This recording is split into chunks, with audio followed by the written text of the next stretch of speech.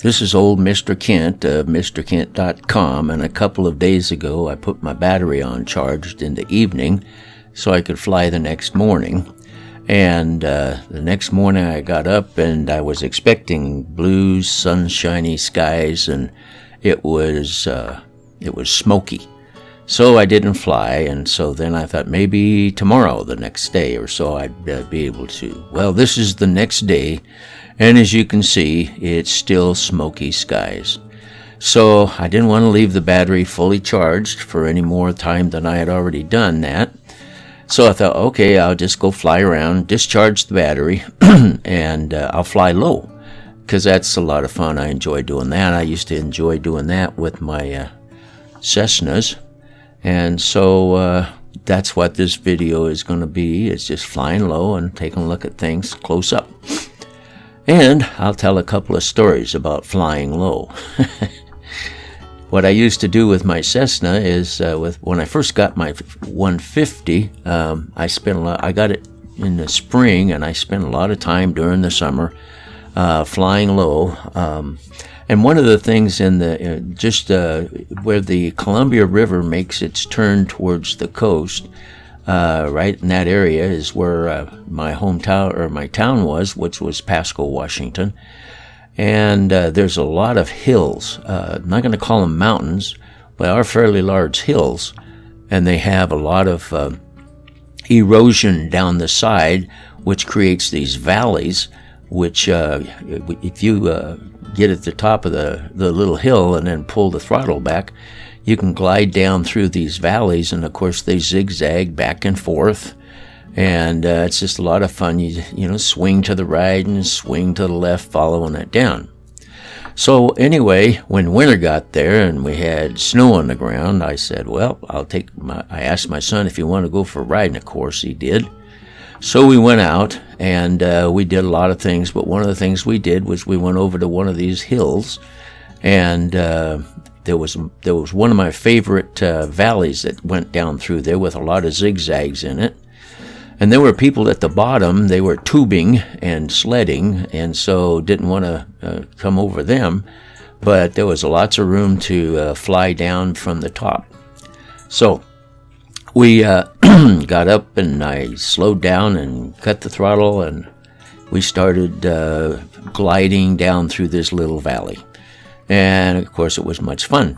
And so we're coming down, and I mean, I'm staying close to the edges, and it's just kind of an exciting, fun time.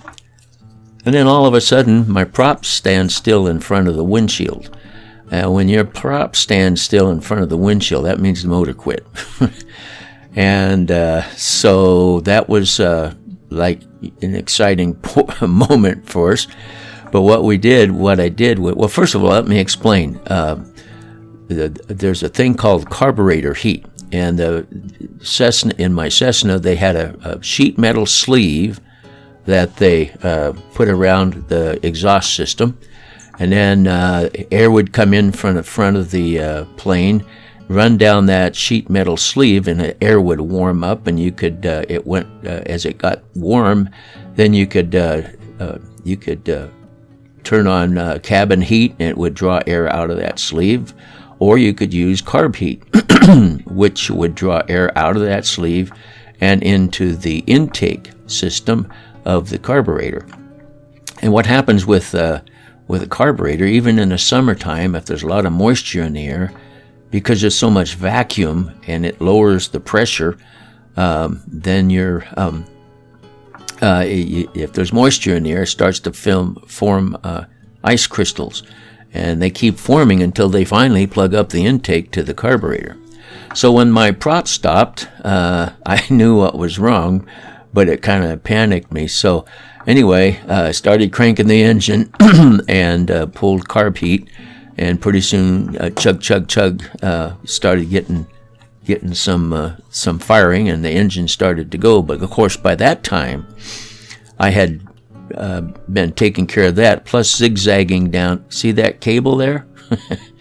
Came up just a little too close to that cable.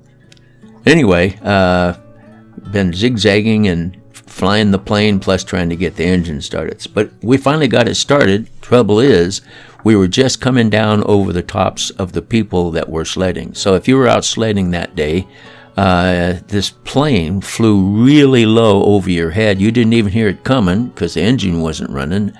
And then all of a sudden, it comes down over your head, the engine starts, and the plane takes off and down, and on he goes. So anyway, that's a story from flying low. Could have been more serious if I hadn't have been aware of the fact that my carburetor was icing up. Okay, so there's one story, and then I got another story. I had a friend who liked to take his video camera, and we'd go out and we'd fly. This was not wintertime. This is just this was on an overcast day, and we were out flying. We would follow roads real close to the ground, just go along a road and go up the hills and down the hills, and we even followed railroad tracks once in a while. Well, this one day we were just flying low, and it was overcast, and we were coming to as we flew along, we had this kind of an optical illusion, and could not figure out, actually it surprised us, so I'll just put it that way. We're flying along, and it looks like there's a ridge up ahead, and so we're just going to fly over the top of that ridge when we get there, and it was quite a ways off. So we're flying along, and it's getting closer and closer, and we're flying along, and we're like maybe 30, 50 feet off the ground at the most, and we're getting close to that ridge, and then all of a sudden, it wasn't a ridge, it was a fog bank. And so what looked like the top of a ridge actually was the end of visual flying situation. So we anyway, we flew right into that fog bank, thinking we were going to go over the top of a ridge.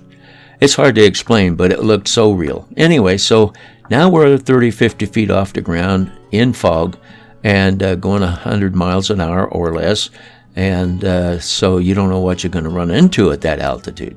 So immediately I gave it full power, and we pulled back on the yoke, and up we went, and I looked at my compass and did a 180-degree turn and started heading the other way. And of course, we were climbing, and so we were getting more into the overcast at the same time.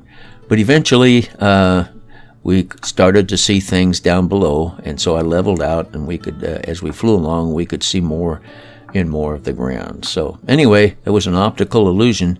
We thought we were going to fly over a ridge, and we just flew into a fog bank. Then I got one other little humorous story, and this didn't start out flying low. A friend of mine and I were coming back from somewhere, and it's flat sagebrush country, and there was this road that we were following, which was a main road. It was a 2-lane highway, and we're flying along, and there's this black car that's going. This was when the speed limit was 55, and he's passing everybody.